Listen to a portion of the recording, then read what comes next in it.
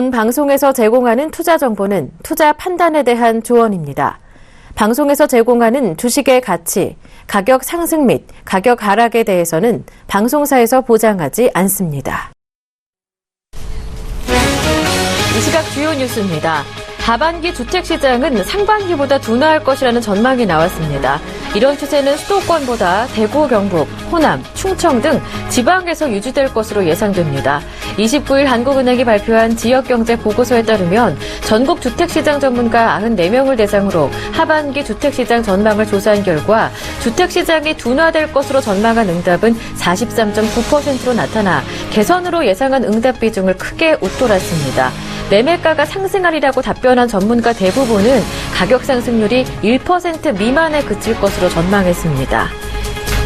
한국이 작년 경제협력개발기구 OECD 회원국 중 청년 실업자 수 증가폭이 2위를 기록했습니다. OECD 통계에 따르면 한국의 2015년 15세부터 29세 청년층 실업률은 9.2%로 전년에 비해 0.2%포인트 상승해 1999년 통계 집계 기준 변경 이후 최고치를 기록했습니다.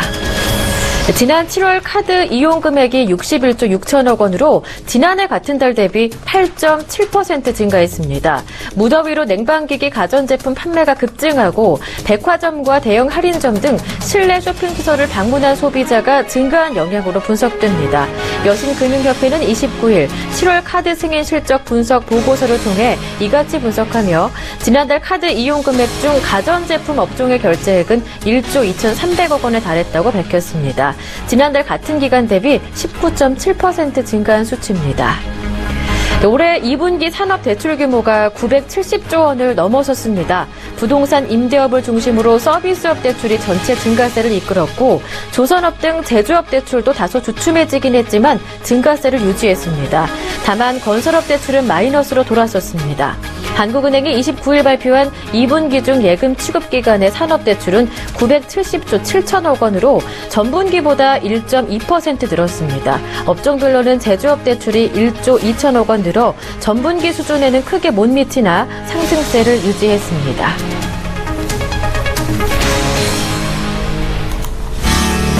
안녕하세요. 오늘장 내일장의 김보람입니다. 글로벌 시장에 이목이 집중됐던 재수놀 미팅이 지난 주말 마무리됐습니다. 일단 예상했던 대로 미국의 금리 인상 가능성에 무게가 실리고 있는 가운데 12월에 금리를 인상할 수 있을 것이라는 가능성이 가장 높게 평가되고 있는데요. 하지만 당장 다음 달인 9월에 금리 인상이 나올 수도 있다는 가능성 또한 배제할 수는 없는 상황입니다. 현재 코스피, 코스닥 모두 하락하고 있는데요. 현재 코스피가 0.2% 정도의 하락, 코스닥은 낙폭이 더 벌어져서 2% 이상 하락하면서 660선 중반에 머물러 있습니다. 원달러 환율은 상승하고 있고요. 네, 그런 가운데 이번 주에는 미국의 금리 인상 여부를 통계 수치로 확인해 볼 수 있는 그런 시점이 되겠습니다. 무엇보다도 9월 1일 발표되는 미국의 8월 비농업 고용자 수가 그 분수령이 될 것으로 보이니까요. 이번 한 주간 시장 초점을 두고 살펴보셔야 할 것 같습니다. 먼저 이 시각 시장 흐름부터 확인하고 돌아오겠습니다. 네, 먼저 코스피 지수입니다. 0.26%, 27% 하락해서 2032포인트 가리키고 있는데요. 장중에 비해서 낙폭이 조금 줄었습니다. 현재 지수의 움직임, 장중 움직임 확인해 보겠습니다. 2028포인트에 0.4% 정도 하락해서 출발한 이후에 장중 저점이 2026포인트였고요. 오후장 들어서 확연하게 낙폭을 조금 줄여가는 모습이죠. 삼성전자가 1% 이상 다시 상승하면서 지수의 상승을 견인하고 있다라고 보시면 되겠는데요. 현재 코스피 지수는 0.27% 하락한 2032포인트 나타나고 있고요. 장중 고점이 2034포인트였습니다. 수급의 움직임도 확인해 보겠습니다. 네, 외국인 쪽에서 나흘 만에 매수로 돌아섰지만 물량은 상당히 적은 수준입니다. 현재 246억 원 정도 매수고요. 개인 쪽에서 140억 원 정도만 매수하고 있습니다. 기관 쪽에서 370억 원 정도 매도로 돌아섰는데요. 하지만 매도 물량 또한 외국인의 매수 물량만큼이나 크지는 않다라고 보시면 되겠습니다. 코스닥도 확인해 볼까요? 네, 코스닥 낙폭이 많이 늘어났습니다. 2% 이상 하락하면서 666포인트 가리키고 있는데요. 장중의 움직임을 보다 자세하게 살펴드리겠습니다. 네, 코스닥 오늘 낙폭이 커지고 있는 상황에서 출발은 678포인트로 하락 출발했었는데요. 오후장 들어서 낙폭이 크게 밀려나고 있죠. 거래 소화는 상반되는 움직임입니다. 장중 저점 666포인트로 현재 지수가 장중 저점이 되겠습니다. 수급의 움직임을 확인해 볼까요? 네, 기관의 매도가 역시나 오늘장에서도 이어지고 있는데요. 500억 원 이상 팔고 있고요. 외국인도 70억 원 이상 매도하고 있습니다. 개인만 홀로 매수 오늘도 이어지고 있죠. 661억 원 정도 매도하고 있습니다.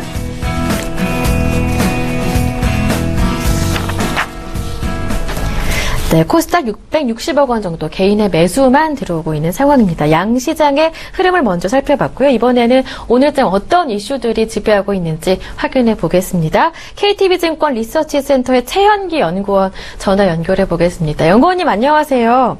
예, 안녕하세요. 네, 잭슨홀 미팅이 마무리가 됐습니다. 예상했던 대로 옐런 의장은 매파적인 발언을 남겼습니다. 수개월 내에 금리 인상이 가능하다라는 발언을 하면서 연내 금리 인상에 무게를 두는 모습이었는데 더 중요한 점은 옐런 의장의 발언 이후에 피셔 부의장이 CNBC와의 인터뷰에서 연내 2차례 금리 인상도 가능하다라고 조금 더 강력한 코멘트를 남겼던 게 시장에 영향을 미치지 않나 이런 생각도 드는 상황이거든요. 지난주 이 시간에 9월 금리 인상 가능성은 낮다라고 말씀해 주셨었는데요. 현재 일단 시장의 분위기를 먼저 확인을 해보고 잭슨홀 이후에 시장의 움직임 확인을 해보도록 하겠습니다. 현재 양시장 모두 하락 중인데 코스닥 크게 밀리고 있습니다. 일단은 말씀하신 대로 아무래도 이제 미 연준의 금리 인상 우려가 좀 제보가 되다 보니까 뭐 국내 증시뿐만 아니라 글로벌 증시의 조정 요인이 상당히 좀 많아지는 그런 모습을 좀 보여주고 있는데요. 일단 국내 코스피 지수도 사실 업종 대부분이 좀 매도 우위에 좀 있는 가운데서 은행과 금융업만이 뭐 1%대 상승을 기록을 하고 있습니다만 기존에 좀 상승폭이 좋았던 좀 전기 전자 업종이라든가 보험, 뭐 철강 금속 등은 뭐 상승세를 그대로 유지하고 있습니다만 뭐 전기가스업이라든가 기계, 뭐 섬유복, 종이 목재, 건설업 대부분 업종들이 1%대 지금 하락을 보이고 있는 상황이거든요. 그래서 전반적으로 봤을 때는 지금 외국인의 물론 이제 순매도로 전환되지 않았습니다만 순매수 강도 자체가 지난주부터 좀 약화되고 있다라는 점이 아무래도 좀 코스피 지수 또 코스닥 지수를 누르는 요인이지 않나라고 보고 있고요.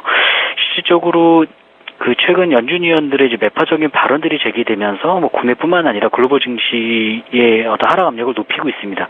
금리 인상 이슈라는 그 금리 인상이라는 자체가 뭐 해묵은 주제이긴 합니다만 시장에서 최근에 다시 민감하게 반응할 수밖에 없는 요인은 그간의 시장 참가자들이 브렉시트 이후로 연준의 연내 금리 인상 가능성을 지나치게 낮게 인지하고 있었다는 점이 좀 있었고요. 또 하나는 지금 ECB라든가 BOE 그러니까 미 연준을 제외한 다른 주요국 중앙은행들의 추가 양적 완화 정책에 대한 기대감이 높았었는데 그런 부분들이 좀 최근에 좀 낮아지고 있다는 점, 그러니까 좀 추가적으로 통화 완화 정책을 나서기에는 좀 어렵지 않겠냐 이런 것들이 좀 가미가 되면서 좀 전반적으로 좀 시장의 상승 동력이 좀 약화되고 있는 것 같습니다. 저희는 뭐 옐런 연준 의장이 뭐 잭슨홀 연설을 통해서 얘기한 것과 뭐 최근 미 연준 위원들의 매파적인 발언이 꼭 9월에 뭐 금리 인상을 해야 된다라는 의미보다는 아무래도 이제 그 시장과의 의사소통을 좀 중요시 여기는 어떤 연준의 스탠스를 미뤄보면 연내 금리 인상 가능성을 워낙 낮게 인지하고 있다 보니까 시장 참가자들이 이제 그러한 측면에서 좀 어느 정도 일종의 경고 차원의 어떤 계속적인 발언들이 나오고 있는 거라고 보고 있고요.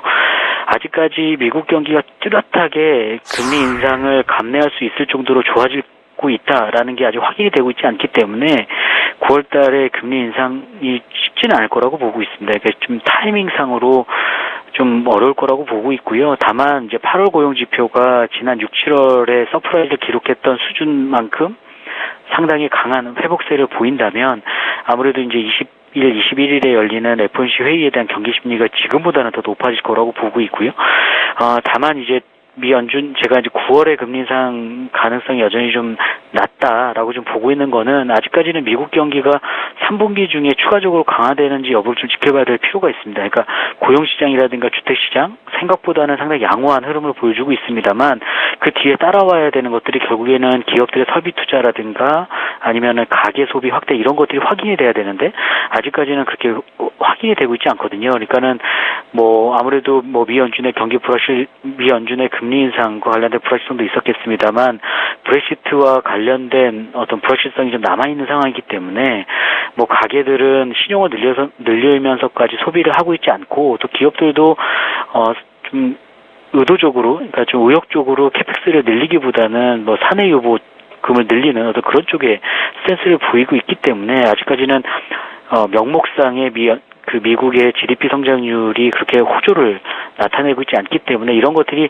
결국 확인되는 거는 9월 이후가 될 가능성이 높다라는 거죠. 그래서 그런 것들을 감안하면 좀 연준이 9월 달에 금리 인상을 단행하기에는 좀 아직은 어렵지 않을까. 물론 이전보다는 9월 금리 인상 가능성이 높아진 건 사실입니다만 실질적으로 미 연준이 지금 시장의 우려대로 좀 금리 인상을 하기에는 좀 어렵지 않을까 그렇게 보고 있습니다. 다만 9월달 FOMC 회의에서 금리 인상을 하지 않는다 하더라도 일단은 매파적인 어떤 스탠스가 확인이 될 가능성이 높고 금리 인상에 대한 여건 자체가 계속 강화되고 있다라는 측면을 강조할 가능성이 높기 때문에 아무래도 지금의 어떤 유동성에 기반된 랠리는 좀 조정을 받을 가능성이 크지 않을까라고 보고 있습니다. 네.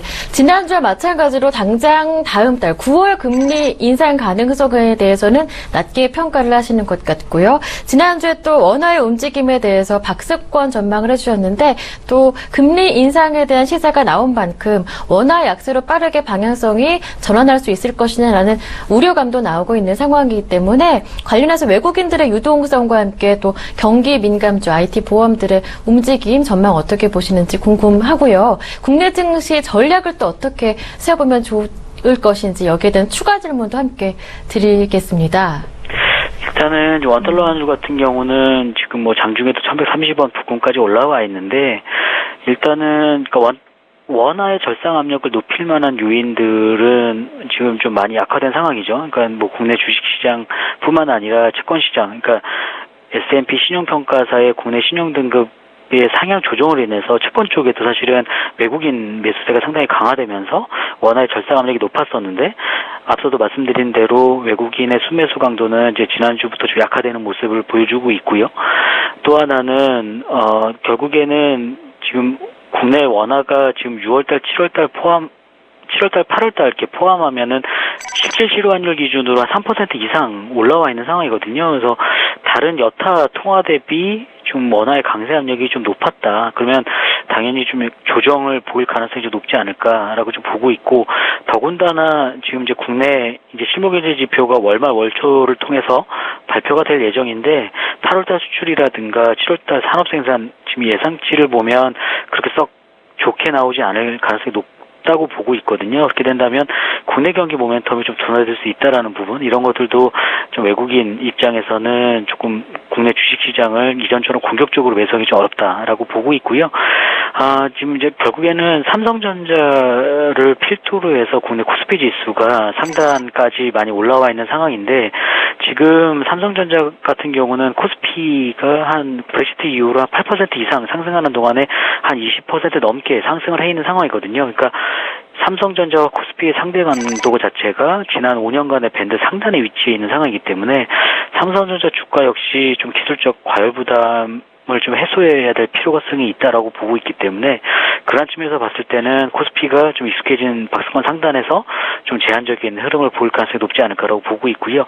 이제 여기서 중요한 거는 이런 거죠. 그러니까 삼성전자에서 과연 자금이 빠져나가면 이런 것들이 다시 성장주에 자금이 유입될 건지 아니면 여타 시클리컬 업종들 그간 못 올랐던 업종들의 유입이 되면서 코스피가 그렇게 많이 하락하지 않는 가운데 종목의 어떤 순환매가 이뤄질 것인가 여부를 좀 봐야 되는데 아직까지는 좀 시장에 외국인을 제외하고는 뚜렷한 수급 주체가 없고 또 테마성, 그러니까 삼성전자를 위시로 한 어떤 그 상승세, IT와 소재 업종이 올라갔던 게 결국엔 실적이라든가 캐펙스 확대 이런 기대감 때문에 많이 올라왔었는데 다른 여타 업종들은 좀 이러한 어떤 긍정적인 센티를 기대하기엔 좀 어렵다는 측면을 보면 아직까지는 삼성전자가 하락했을 경우에 여타 업종으로 좀 순환매될 가능성은 아직은 좀 낮은 것이 아닌가. 좀 전반적으로 좀 저희는 코스피 상단이 좀 제한적인 어떤 등락을 보일 가능성이 좀 높다. 그리고 결국에는 8월달 고용지표, 이번 주에 발표되는 8월 고용지표를 통해서 좀 매파적인 어떤 FOMC의 스탠스가 좀 확인이 되면 저희는 좀 지금보다는 조금 더 코스피가 하락할 가능성이 좀 커지지 않았나라고 보고 있습니다. 네. 일단 오버슈팅된 측면이 있다면 당분간 코스피 시장 조정을 보일 가능성은 있겠다라는 말씀도 해주셨고요. IT 외에는 그렇다 할 또 대처 투자안이 보이지 않고 있는 시장이다라는 말씀도 해주셨습니다.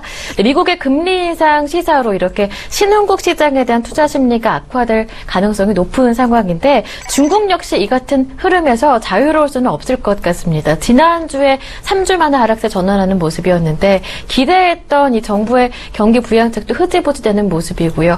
앞으로의 추세 어떻게 보시는지요? 중국 증시요? 일단은 뭐 중국 상해 증시가 그간 이제 글로벌 증시 대비 수익률은 상당히 부진했었습니다. 근데 최근에 뭐 3,100선까지 올라오게 된 배경은 뭐 성강통 시행에 대한 기대감, 그다음에 A주의 MSCI 신흥국 지수 편입 가능성 이런 것들에다가 그 중국 정부의 어떤 통화정책 완화 기조 이런 것들이 좀 맞물리면서 지금 증시의 상승폭을 키워 나갔었는데 최근에는 이제 어쨌든 이제 뭐 상승을 했기 때문에 밸류에이션 측면에서 주가 매력도가 좀 낮아진 측면이 있고요. 또 하나는 펀더멘탈 측면에서 여전히 좀 불안 요인이 많은 거죠. 그러니까 2분기 GDP 성장률이 우려했던 것보다는 양호하게 나왔습니다만 7월에 실물경제 지표가 여전히 좀 부진했고 또 이번 주에 월초에 발표되는 뭐 제조업 경기 여전히 좀 부진할 가능성이 높기 때문에 이 자체가 좀 증시의 상승에 좀 부담 요인으로 작용할 가능성이 높다라고 보고 있고요. 정부가 아직까지는 좀 기준금리 인하와 같은 좀 공격적인 경기 부양에는 되게 신중한 입장을 보이고 있어요. 그렇기 때문에 뭐 중국 증시가 여기서 뭐 추가적으로 반등이 나타난다 하더라도 좀 반등 탄력 자체는 좀 제한적이지 않을까라고 보고 있고요. 뭐 마지막으로 이제 투자 관점에서 보면은 이제 그 선전 증시, 그러니까 이제 교차 거래가 허용된 선전 증시 같은 경우에 보면 신성장 동력 기업들이 많이 포진됐습니다. 그래서 현재 고평가 논란에 좀 자유롭지 못한 상황이기 때문에 성강통 시행 이후에도 사실은 중국 증시가 변동성이 확대될 가능성이 좀 높아져 있는 상황이기 때문에 이 부분과 관련돼서 좀 생각보다는 그 유동성에 의한 랠리가 상당히 좀 제한적이지 않을까. 그래서 그러한 이 우려까지 겹쳐지면서 좀 상해 종합지수가 지금의 어떤 조정 양상을 보이고 있는 것이 아닌가라고 보고 있습니다. 네, 결국 중국 증시 선강통 이후에도 변동성은 크게 작용할 가능성이 높기 때문에 앞으로 추가적인 하락도 중국 증시 내다볼 수 있겠다라는 말씀 들어볼 수 있었습니다. 지금까지 KTB증권 리서치센터의 최현기 연구원과 함께했습니다. 말씀 잘 들었습니다. 고맙습니다. 예, 감사합니다.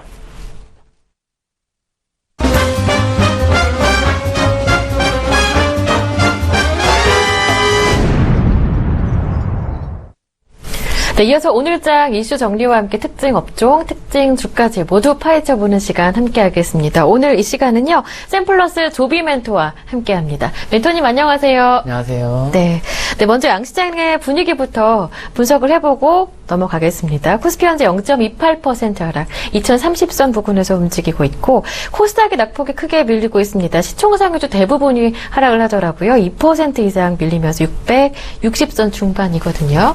네, 일단은 종합주가 지수가 상당히 좀 많이 덜 빠졌었습니다. 근데 코스닥이 워낙 많이 빠졌었는데 종합주가 지수 같은 경우는 마이너스 0.27%까지밖에 하락을 하지 않았거든요. 일단은 이제 그 중에서 한몫을 하고 있는 것은 이제 삼성전자가 아닐까. 시가총액 대형주가 일단은 이제 2%대 상승이 나오니까 워낙 많이 차지하고 있는 삼성전자가 이제 종합주가 지수 좀 덜 빠지게 하지 않았나 생각을 하고 있습니다. 자, 일단은 종합주가 지수 전체적으로 좀 크게 보도록 하겠습니다. 자, 일단은 뭐 종합주가 지수 이제 코스피가 계속해서 좀 박스권을 그리지 않을까 또는 뭐 고점 돌파가 나오지 않을까라고 생각을 하고 있는데 지금 일단은 한번 고점에 이제 맞고 내려오고 있는 모습입니다. 그렇기 때문에 일단은 지금은 이제 조정을 받을 가능성이 높습니다. 그래서 지금 현재는 뭐 적극적으로 상승으로 매수보다는 이제 떨어질 때까지 충분히 이제 금리 인상 발표가 이제 불확실성이 해소가 될 때까지는 일단은 관망하시는 것이 가장 좋을 것 같습니다. 자, 이제 코스닥도 한번 보도록 하겠습니다.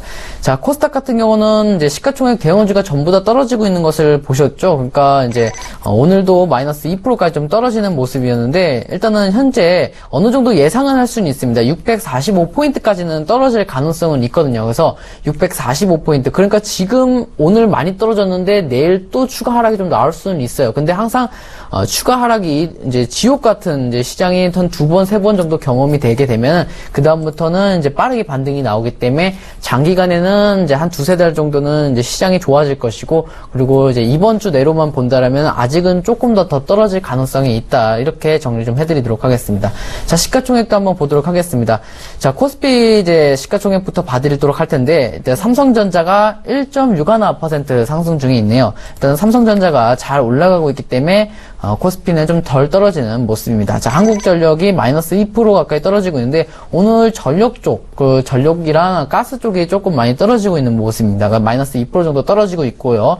그리고 현대차가 마이너스 1% 좀 떨어지고 있습니다. 현대차도 역시 뭐 저점을 잘 지키고 있기 때문에 지금 마이너스 1% 떨어졌다 해서 뭐 크게 문제는 없을 것 같습니다. 삼성물산이 마이너스 0.13% 보합권 쪽에 유지가 되고 있습니다. 네이버가 뭐 보합권, 그리고 SK하이닉스가 0.41% 정도 하락이 좀 나오고 있고요. 현대모비스가 0.19% 약간의 이제 약상승 정도 나오고 있습니다. 자, 아모레퍼시픽이 그나마 2%대 좀 상승이 나오고 있는데 시장과 좀 무관하게 올라가고 있죠. 워낙 많이 좀 빠졌었기 때문에 중국 관련해서 이제 사드 배치와 관련해서 분위기가 안 좋았을 때 상당히 미리 빠져줬거든요. 그래서 오늘은 좀 시장과 무관하게 올라간다. 그리고 삼성생명이 1.45% 좀 상승이 나오고 있고 포스코 역시도 1.57% 이제 반덤핑 관세와 또 미국에서 또 세금을 더 부과하겠다라는 내용을 좀 딛고 일어나서 1.5%까지 좀 상승이 나오고 있습니다. 신한지주, 은행주들이 오늘 좀 강세를 보이고 있죠. 1.75%까지 좀 올라가고 있고 SK텔레콤이나 LG화학, 기아차 정도가 마이너스권을 유지하고 있으면서 시가총액 대비는 이제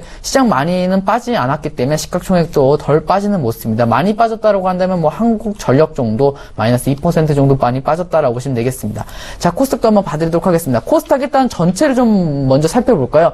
전체를 좀 본다라면은 일단 다 파란색입니다. 그렇죠? 이제 시가총액이 전부 다 파란색이다 보니까 이제 지수가 좋을 수가 없겠죠. 셀트리온이 마이너스 2.56%, 그리고 카카오가 마이너스 1.60%, 그리고 CJ ENM만 이제 2% 상승이 좀 나오고 있고 나머지 종목들은 메디톡스나 뭐 로엔, 코미팜, 바이로메드 같은 경우는 마이너스 3.84%까지 좀 떨어지네요.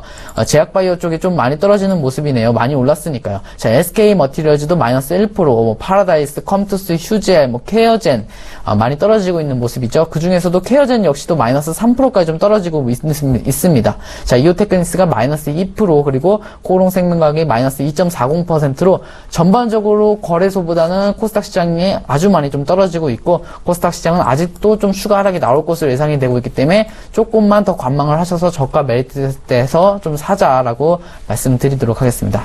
네. 월요일장 현재 양시장의 분위기 먼저 자세하게 파악을 해봤고 이번에 이슈 점검을 해보겠습니다. 잭슨홀 이후에 시장을 점검해야 할 때인데요. 지난 주말 잭슨홀 연설에서 옐런 의장은 연내에 금리 인상 시사를 했습니다. 수개월 안에는 금리 인상이 필요하겠다는 발언이었는데 그 이후에 또 피셔 부의장이 CNBC와의 인터뷰에서는 다른 말을 했습니다. 옐런 의장 매파적인 발언 충분했고 또 연내에 2번 정도의 금리 인상도 가능하다. 조금 더 강력한 코멘트를 하게 되면서 12월 금리 인상 쪽에 무게가 쏠리고 있지만 반면에 또 당장 9월도 가능하겠다 이런 전망도 나오고 있는 시점입니다. 관련해서 국내 시장 전망은 또 멘토님께서 어떻게 평가를 하시는지 전략은 어떻게 세워야 하는지 궁금하거든요. 네, 알겠습니다. 일단은 이제 얼마 전에 또 이제 발표를 했었죠. 거기 이제 잭슨홀 미팅에서 한 번 더 좀 언급을 했습니다. 근데 이미 이제 9월 이제 시사 가능성이 계속해서 언급이 되고 있는데 이번에 한 번 더 좀 세기를 박은 모습입니다. 고용 지표가 어느 정도 호조세를 좀 보이고 있고 앞으로 금리 인상을 하더라도 연내에 2차례까지도 가능하다라고 강력하게 조금 말을 했습니다. 그래서 9월 달에 이제 금리 인상이 이루어지는가 안 이루어지는가는 사실 중요하기보다는 이제 2차례 이루어진다라고 말하는 것으로 봐서 일단은 금리 인상 가능성은 높습니다. 하지만은 항상 이제 시장이라는 것이 우리가 예상한 대로 반대로 흐르는 경우도 있거든요. 예측을 할 때 항상 대응을 하시는 것이 좋을 것 같습니다. 만약 9월 달에 이제 금리 인상이 나오게 되면은 어떻게 될까요?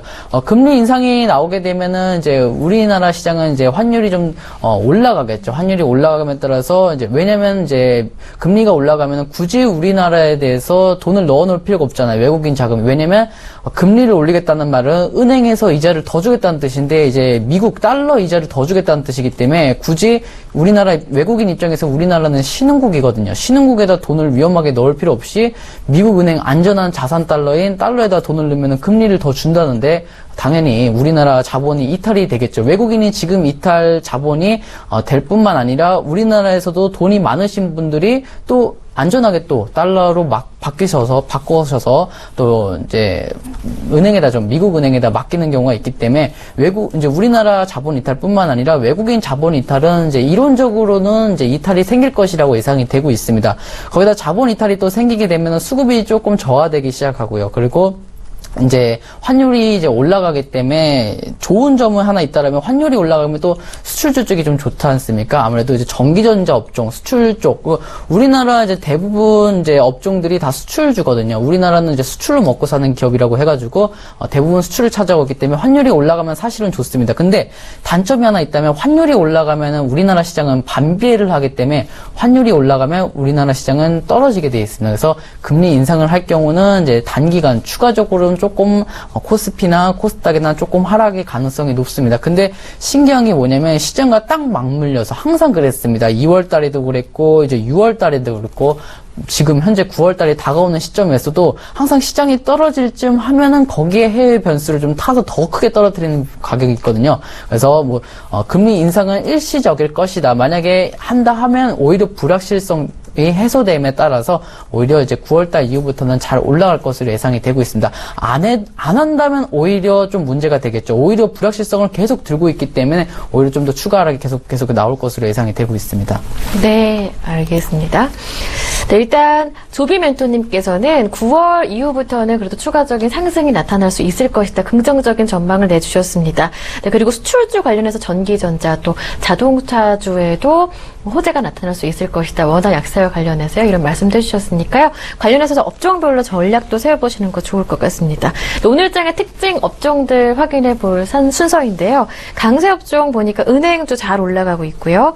약세 업종 가운데서는 건설주, 전기, 가스 업종 약한 흐름이 나타나고 있는데요. 먼저 상승세 나타나고 있는 은행주 한번 살펴보겠습니다. 미국의 금리 인상 가능성이 대두가 되면서 오늘장 좀 뚜렷하게 강세가 나오고 있어요. 지수가 이렇게 약세를 보이는데 이렇게 은행주 대형주들이 그래도 그나마 상승하고 있어서 다행인 것 같은데요. 네, 일단은 은행주 전체적으로 좀 상승하고 있습니다. 보통 이제 어떤 이슈가 나왔을 때 은행이라는 업종을 전부 다 묶는 경우가 거의 없었거든요. 저는 이제 은행 중에서는 떨어지는 것도 있고 올라가는 것도 있기 때문에 사실 은행을 하나로 통째로 묶어서 은행주가 올라간다 이렇게 생각을 할 수가 없었거든요. 근데 오늘 같은 경우는 은행에 한두 종목을 뺀 나머지가 전부 다 올라가는 모습입니다. 그러니까 어떤 영향을 받았다는 뜻이죠. 은행에 이제 도움이 될 수 있는 영향을 받았다는 뜻인데 제일 이제 우리가 그 중에서 가까운 것이 금리 인상과 관련해서 내용이 되겠습니다. 금리 인상을 하게 되면은 이제 은행이 남기는 마진이 뭐죠? 대출을 통해서 이제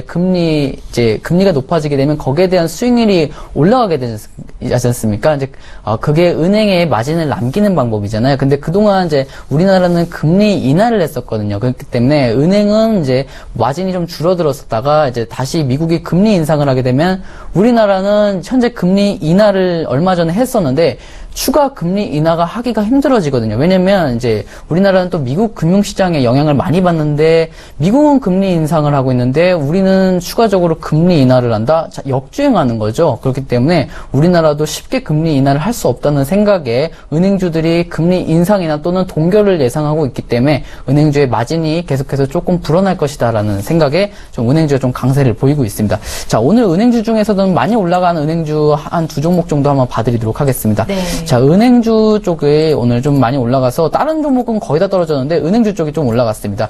제주은행 같은 경우는 은행 업종인데도 불구하고 7%까지 좀 상승이 나왔었네요. 자, 은행주가 7% 상승 나온 곳은 보기 드물죠. 특히 이제 제주은행이라고 해서 이제 생소한데 오늘 장중에는 18%까지 좀 나왔습니다. 제주은행이 아무래도 이제 시가총액이 작다 보니까 조금 더 가볍게 좀 상승이 나오는 모습이었고요. 우리은행 같은 경우도 이제 과거로부터 이제 금리 인하를 했을 때는 좀 떨어지는 모습이었지만은 이제 다시 금리 인상이 좀 대두가 되면서 좀 상승이 나오는데, 우리은행 같은 경우도 이제 오늘은 장중에는 뭐 2.88%까지 좀 상승이 나왔고, 계속해서 좀 상승 흐름을 유지되고 있기 때문에, 이제 미국 금리 이제 9월 달에 확정이 좀 될 때까지는 이제 기대감에 조금 더 추가 상승이 나올 것으로 예상이 되고 있습니다. 그래서 물론 들고 가셨던 분들은 배당, 이제 중간 배당 또는 이제 금리 인상에 대한 기대감의 상승을 좀 수익 실현하시면 될 것 같고요. 지금은 조금은 이제 조금 위험하다라고 생각해서 저는 좀 비추천 드려보도록 하겠습니다. 네.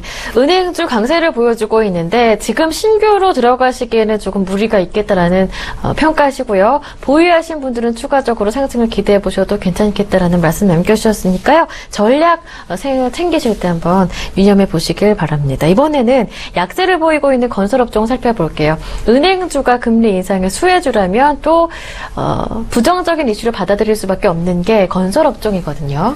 네, 일단은 보시면은 이제 어떤 정책을 펼치든 간에 한쪽이 수혜를 받으면 한쪽이 이제 불황을 좀 겪게 되는데, 건설업종 같은 경우는 이제 부채가 상당히 많은 업종으로서 유명하거든요. 그러니까 건설업은 미리 이제 공사를 하기 전에 돈을 받는 게 아니라 공사 대금이 다 끝나고 나서 돈을 받는 경우도 많고, 먼저 공사 계획을 했더라도 일부만 먼저 돌려주는 경우가 많기 때문에 일단은 그 건설하기 시작하기 전에 부채를 끌어오는 경우가 상당히 많습니다. 그래서 건설업종 특성이 부채가 대부분 많다라는 것이거든요. 근데 금리 인상을 하게 되면은, 미국이 금리 인상을 하게 되면 가뜩이나 부채가 많은데도 불구한데 우리나라도 금리 인하를 커녕 이제 우리나라도 금리 인상을 고려해봐야 할 시기이기 때문에 갚아야 될 빚의 이자가 늘어나게 되거든요. 그렇기 때문에 이제 상대적으로 불황을 좀 겪을 가능성이 높죠. 이제 수혜주가 아닐 이제 불황 수혜주를 겪을 가능성이 높기 때문에 건설주가 거기에 대한 좀 실망감으로 좀 하락세가 좀 나오고 있는 모습입니다. 자, 건설 업종에서도 오늘 좀 많이 떨어지는 업종이 있나 한번 보도록 하겠습니다. 건설주가 오늘 상당히 좀 많이 떨어졌었는데 종목 중에서는 어떤 게 많이 떨어졌는지 보도록 하겠습니다. 자, 일단은 이제 업종별로는 마이너스 2%까지 좀 떨어졌고요. 성지건설이 마이너스 12%까지 좀 떨어졌네요. 성지건설이나 뭐 근호산업, 금호산업도 마이너스 5.88%까지 좀 떨어지고, SNG 니어링도 5.7%까지 좀 떨어지고 있는데, 이 종목들 건설업종들은 부채가 워낙 많은데 거기다가 또 이제 불황까지 겹치면서, 이제 건설에다가 또 불황까지 겹치면서 여러 가지 이제 종합적으로 이제 좀 하락세를 좀 만들고 있는 모습입니다. 그래서 여전히 추가 하락이 나왔었지만 거기에 대해서 또 추가 하락이 나오고 있는 모습이다라고 보셨으면 좋겠습니다. 네, 알겠습니다. 건설주 같은 경우에는 미국의 금리 인상이 달갑지만은 않은 이유가 부채도 있겠지만 또 신흥국의 경기가 약화되게 된다면 앞으로 해외의 이 건설 발주도 악영향을 미치는 것이 아니냐, 이러한 우려도 있거든요. 오늘의 건설주 주가의 움직임을 본다면 이러한 우려 앞으로 어떻게 전망하시는지요? 네, 계속해서 저는 먼저 답을 말씀드리면, 건설주 전망은 계속해서 좀 하락세로 좀 이어질 가능성이 높을 것 같습니다. 이제 건설주는 이제 해외 이제 건설주에서도 발주 좀 많이 뺏기는 편이고, 수주도 많이 뺏기는 편이고, 이제 현재 전체적으로 대형주들이 수주를 크게 해오지 못하기 때문에 중간에 이제 마진을 먹는 이제 중소형주들까지도 건설주가 조금 좋지 않은 모습을 보여서, 저는 이제 건설주 전망이 어떻게냐로 물어보신다면 조금은 계속해서 좀 장기간으로 이제 불황일 가능성이 높다라고 생각해서 주가 좀 침체가 예상이 될 것으로 예상이 됩니다. 네, 이래저래 대내외적으로 모두 건설주는 추가적인 약세가 나올 가능성이 높기 때문에 보유하신 분들 같은 경우에는 앞으로 단기적인 반등이 나왔을 때 그때 또 수익을 챙겨보시는 게 괜찮겠다, 이런 생각이 듭니다. 이번에는 전기가스 업종 한번 살펴볼까요? 한국전력이 2% 정도 하락을 하고 있는데요. 지난주 같은 경우에는 또 누진세 완화가 실적에 큰 영향을 주지는 않을 것이다, 이런 긍정적인 전망이 나오면서 반등을 했었는데 오늘 전체적으로 전기가스 업종이 좀 하락을 하고 있네요. 네, 일단은 누진세 얘기가 상당히 많이 나왔습니다. 이제 고지서가 다 발송이 됐은 걸로 알고 있습니다. 전기 이제 8월 요금이 고지가 이제 됐나요? 혹시 고지가 되나요? 그 전기 아직은 안 됐으니까 누진세 때문에 이제 에어컨을 많이 쓰셨던 분들이 이제 전기 요금 폭탄이 나온다고 하는데요.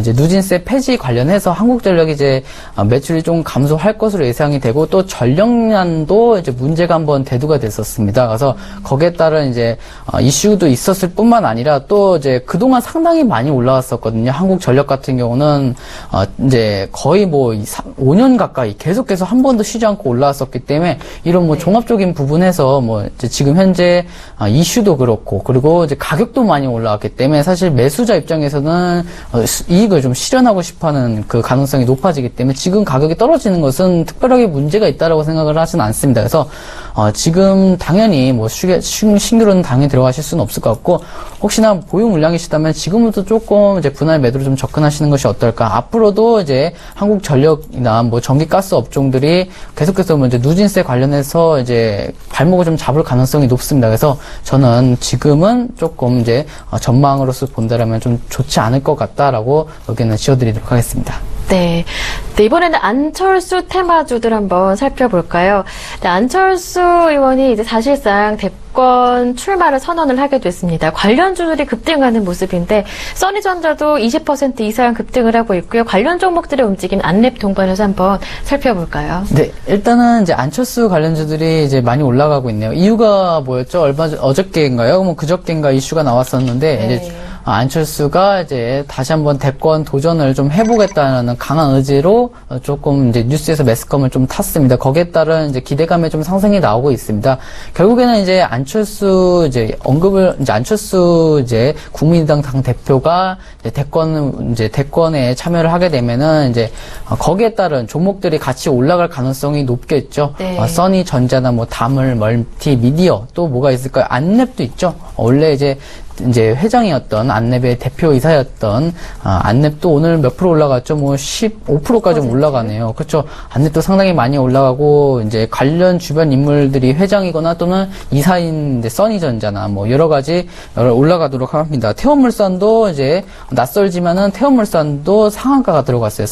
태원물산 역시도 안철수 관련주인데 전체적으로 이제 보시면은 상당히 지금 이미 많이 올랐기 때문에 테마주 접근으로 한다라면은 상관이 없겠는데 이게 추가 상승이 분명히 한 번 더 나올 가능성은 있지만은 이제 떨어질 가능성도 있거든요. 근데 워낙 많이 워낙 크기 때문에. 네, 변동성이 워낙 크기 때문에 그래서 이렇게 하시면 좀 어떨까? 이제 들어가신다 하시더라면 이제 소액 정도로만 들어가 보시는 것이고 네. 그리고 뭐 크게 당연히 들어가면은 조금 위험하기 때문에 거기에 따른 리스크도 생각을 하셔가지고 들어가 보시면 좋을 것 같아요. 그래서 이제 대선까지는 계속해서 이슈가 될 것이라고 예상을 하고 있기 때문에 저는 소액 정도는 이제 가능할 것이다. 그리고 뭐 지금 상한가 들어간 종목들은 웬만하면 좀 피해 주시길 바라겠습니다. 네, 알겠습니다.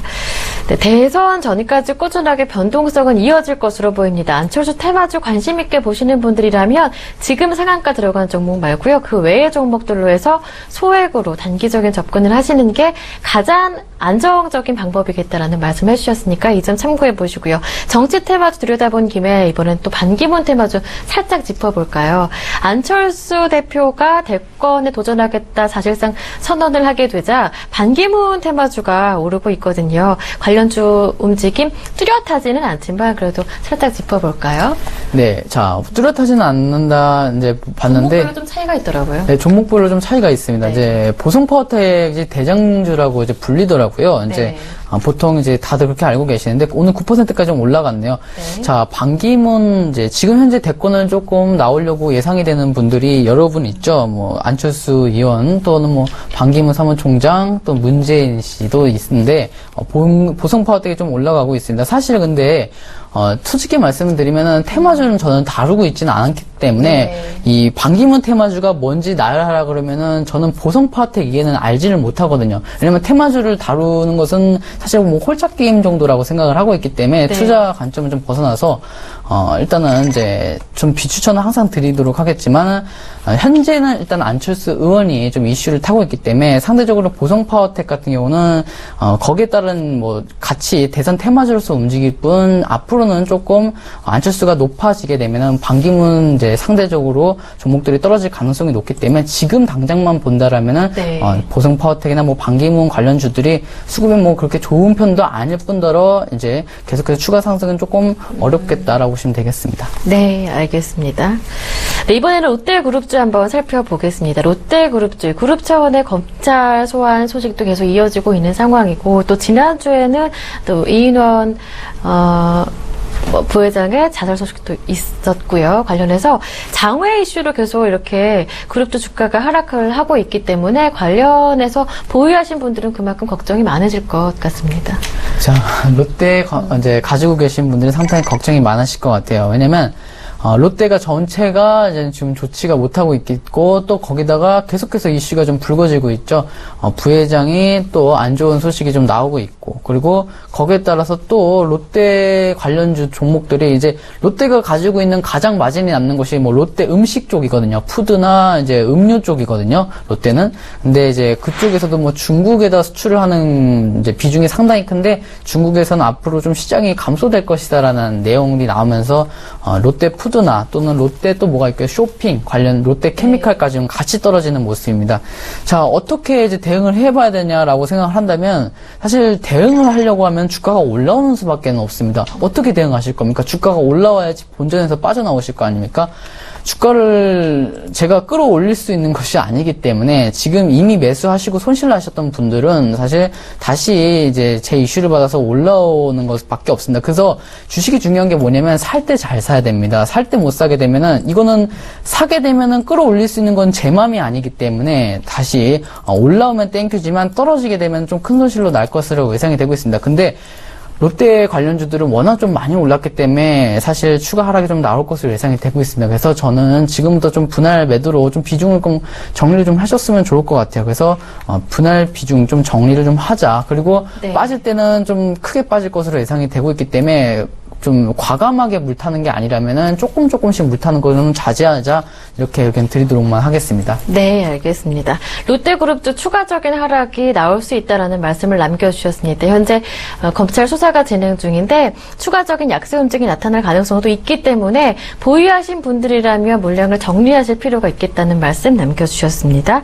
네, 이번에는 한진해운 살펴볼까요? 내일이 바로 운명의 날이라고 할 수가 있죠. 채권단의 결정이 하루 남은 상황인데요.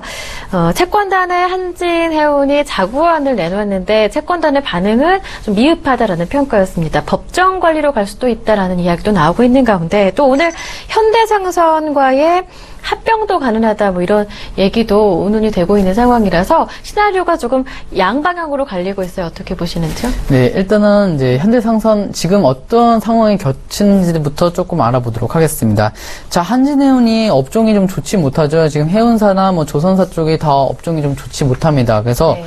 한진해운이 이제 정부로부터 또는 뭐 채권단으로부터 지금 있었던 빚은 조금만 더 늦게 좀 갚을게 또는 좀 더 우리 좀 살아날 수 있게 좀 추가적으로 지원해 줄래? 이런 문제에 지금 처하고 있거든요. 근데 거기에 한진해운과 이제 같은 비슷한 일을 하고 있는 현대상선이 합병을 하게 되면은 이제 쓸데없이 나가는 돈, 서로 겹치는 돈, 쓸데없이 나가는 돈이 좀 줄어들게 따라서 이제 원가가 좀 절감되는 효과를 좀 보일 수 있다라는 그 이슈에 따라서 좀 상승이 좀 나왔습니다. 그러니까 합병이 되게 되면은 이제 한진해운과 이제 현대상선이 합병이 되게 되면은 네. 아무래도 회생 절차에 있어서 조금 더 이제 회생 가능성이 높아질 것이라 예상이 되기 때문에 거기에 따른 좀 상승이 나왔었지만 시장은 좀 반응이 냉담했습니다. 오늘 고가가 10%까지 올라가는데 현재는 이제 2%까지 내려왔기 때문에 지금 뭐 계속해서 이제 그 반응이 뜨겁다라고 할 수는 없고요. 앞으로 이제 내일이죠. 내일 이제 발표가 난다라고 합니다. 만약에 이제 한진해운이 더 이상 자구 이제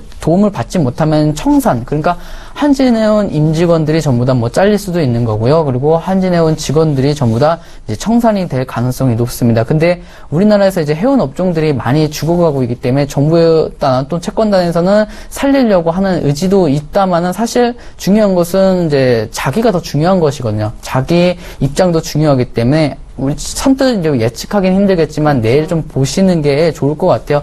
어차피 해운 종목들은 지금 들어가시는 것이 아니니까 지금 미리 들어가시는 것은 말도 안 되는 얘기고요. 그렇기 때문에 추이를 좀 보고 나서부터 매매를 좀 들어가셔도 늦진 않을 것 같고, 그리고 추이가 나왔다, 좋은 결과가 나왔다고 해서도 바로 들어가서는 안 됩니다. 상당히 좀 시간이 걸려야 되기 때문에 지금은 뭐 바라볼 수밖에 없다라고 보시면 되겠습니다. 네, 한진해운 일단 어떠한 시나리오가 나오느냐 지금 시점에서 판단하기 굉장히 까다로운 문제이기도 합니다. 한진해운 법정 관리에 들어간다고 하더라도 대한해운의 그러한 선례를 봤을 때 또 상장 폐지는 극단적인 결과로 치닫지는 않을 것이기 때문에 일단 내일 채권단의 결정을 살펴보신 이후에 다시 한번 앞으로의 추세에 대한 전망을 해보시는 것 괜찮겠습니다. 이번에는 포스코 한번 짚어볼까요? 업황도 그리고 실적도 좋다라는 증권사 분석이 나오고 있습니다. 이 중국의 철강 산업 구조조정 기대감에 지난주 일미 또 반등세가 나오는 상황이었고 중국의 내수 철강 가격도 7월 이후에 꾸준한 상승 흐름을 보여주고 있기 때문에 이 또한 업황 분위기도 개선됐고 있다는 분석이 나오고 있거든요. 앞으로 추가적인 상승 가능할까요? 네, 추가 상승 가능합니다. 네. 유일하게 추가적인 상승이 가능하다고 좀 말하는 게 포스코가 좀 나왔네요. 보통 다른 종목들은 다 좀 지지부진하거나 추가 상승이 나올까 말까 하는데 이제 포스코 네. 같은 경우는 이미 좀 분석을 많이 해놨기 때문에 추가 상승이 나온다라고 얘기를 드리겠습니다. 자, 일단은 이제 여러 가지 이슈들이 많은데요. 포스코 같은 경우는 앞으로 뭐 그동안 상당히 많이 조정을 받은 부분도 있습니다. 네. 그리고 이제 이번 연도부터 다시 한 번 더 추세를 돌리고 있기 때문에 내년부터 좀 본격적으로 올라갈 가능성이 높고요. 그리고 이제 지금은 뭐 따로 뭐 지금 볼 수는 없겠지만은 이제 주가가 더 이상 떨어지지 않는 자리들이 있거든요. 그 자리까지 도달을 했기 때문에 지금 더 이상 떨어지지 않고 반등이 나오고 있습니다. 그래서 포스코는 좀 무겁지만은 내년부터 좀 본격적으로 좀 상승이 나올 것으로 예상이 되고 있고 네. 포스코가 갑자기 뭐 철강주가 안 좋다가 좋아진 게 아니라 철강주가 아직도 안 좋은 것은 사실입니다. 물론 이제 이슈에서는 앞으로 좋아질 것이다 이렇지만 현재까지는 아직은 뭐 특별하게 변화된 것은 없습니다. 다만 대신에 가격이 떨어졌기 때문에 상대적으로 현재 불황 대비 가격이 떨어졌기 때문에 올라가는 것으로 좀 보시면 좋을 것 같습니다. 네, 이제 또 올해 추가적으로 3분기에 배당을 실시할 것으로 예정이 된 가운데 또 포스코 배당주로도 그러한 면목을 살펴본다면 지금 진입해보는 것 괜찮을까요? 네, 배당주도 이제 수익이 잘 나서 배당하는 것이 아니더라고요, 보니까. 지금 이제 미리 벌어놨던 거를 이제 그 돈을 가지고 주는 거더라고요. 그렇기 때문에 현재 아까 말씀드렸듯이 이제 업종이 앞으로 잘 될 것이라고가 아니라 그렇게 따지면 현대제철도 같이 올라가야 되는데 현대제철은 오늘은 좀 빠지는 모습이거든요. 현대제철은 마이너스 0.40% 좀 빠졌기 때문에 사실 철강주라고 해서 이제 제철 관련, 철강주 관련이 전부 다 수혜를 입는 그 기준이 아니라는 거죠. 그 포스코만 놓고 얘기를 드리는 겁니다. 그래서 중간 배당주와 그리고 중간 배당 매력과 그리고 가격 메리트가 발생해서 지금 매수 가능할 뿐더러 그리고 무겁다라는 것은 조금 알아두셨으면 좋겠습니다. 무겁기 때문에 내년부터 또는 이제 연을 좀 크게 잡으셨으면 좋을 것 같습니다. 한 달, 두 달 개념이 아니라 한 1년에서 한 2년 정도는 잡으셔야 될 것 같습니다. 네. 네, 포스코는 지난주에도 또 조비 멘토님께서 긍정적인 평가를 주셨던 종목이기도 합니다. 그 의견 그대로 유지를 하시는데요. 지금 들어가시는 거 당연히 괜찮겠고요. 투자 시기로 보신다면은 기간은 앞으로 장기적으로 보시는 거 괜찮겠다라는 말씀 남겨주셨습니다. 포스코 긍정적으로 평가를 하시고요. 이번에는 코스닥 시총 상위주 가운데 그래도 유일하게 또 빨간불을 켜놓고 있는 종목 CJENM 한번 살펴보겠습니다. 실적 부담 등의 리스크 요인이 해소됐다라는 긍정적인 증권사의 평가도 있는 상황에서 또 CJENM 보는 김에 미디어 인터뷰 함께 살짝 짚어보고 싶거든요. 좀 부정적인 의견을 그대로 유지를 하셨었어요. 네, 왜냐면 이제 부정적인 의견이 유지된 여러 증권사에서 이제 앞으로 좀 좋아질 것이다라는 얘기 나오는데 그것도 사람이 쓴 거지 않습니까? 그거는 사람이 쓴 거지 않습니까? 그래서 의견이 다 다를 수는 있습니다. 그래서 보도록 하겠습니다. 왜 일단은 먼저 가장 좀 부정적으로 얘기를 드렸냐면 가격이 높았기 때문입니다. 가격이 높으면 일단 어떤 이슈가 중간에서 나오다 하더라도 다시 떨어지게 되거든요. 지금 보시면은 이제 이런 이슈가 이번에만 나온 게 아니거든요. 지금 보시면 이 차트를 한번 띄워드리도록 하겠습니다. 자, 여기서도 한번 나오고요. 여기서도 나오고 여기서도 나오고 여기서도 나오고 증권사 발표는 여기서도 나왔습니다. 근데 다 떨어지게 돼요. 왜냐면 가격이 높으면 다시 떨어지기 마련이기 때문에 계속해서 좀 떨어질 것으로 예상이 되고 있고 미디어 전체 좀 봐달라고 이제 주셨는데 미디어를 한번 보도록 하겠습니다. 미디어 종목에도 다른 종목들이 유명한 게 있나 보도록 하겠는데 뭐가 있을까요? 뭐 대원 미디어가 미디어 관련 종목인가요? 다물 멀티미디어 한번 보도록 하겠습니다. 자, 다물 멀티미디어 같은 경우도 일단은 많이 올라왔죠. 이제 다물 멀티미디어는 또 저게 아닙니까? 안철수 테마주 관련이 아닙니까? 네. 그렇기 때문에 다물 멀티미디어로 보는 거는 조금 아닌 것 같네요. 그렇죠? 다른 걸로 봐드리도록 하겠습니다. 자, 대원 미디어 한번 봐도록 하겠습니다. 자, 대원 미디어 역시도 CJ 이제 ENM이랑 비슷한 모습을 좀 보이고 있네요. CJ ENM이랑 보스도 있는데 역시 오늘 같이 좀 올라갔다가 결국에는 종가는 다시 떨어집니다. 그러니까 시장에 냉담하게 좀 받아들였다라고 보시면 되겠고 기대감으로 잠깐 증권사에서 발표한 이슈 때문에 올랐을 뿐 지금은 다시 제자리 좀 찾아가고 있다라고 보시면 되겠습니다. 네. 네, 엔터주 이렇게 미디어 엔터주가 화장품주와는 다르게 화장품과 사드에 대한 우려를 빨리 벗어내고 조금 반등이 나왔었다면 미디어 엔터주는 그동안 약세를 이어오다가 오늘 조금 반등이 나와주고 있습니다만 조비 멘토님의 의견은 추가적인 하락이 나올 수 있다라는 의견이니까요. 이 점 참고하시길 바랍니다. 네, 이렇게 오늘장 특징 업종과 특징 주에 대해서 모두 살펴봤고요. 계속해서 종가 공략주 이어갑니다.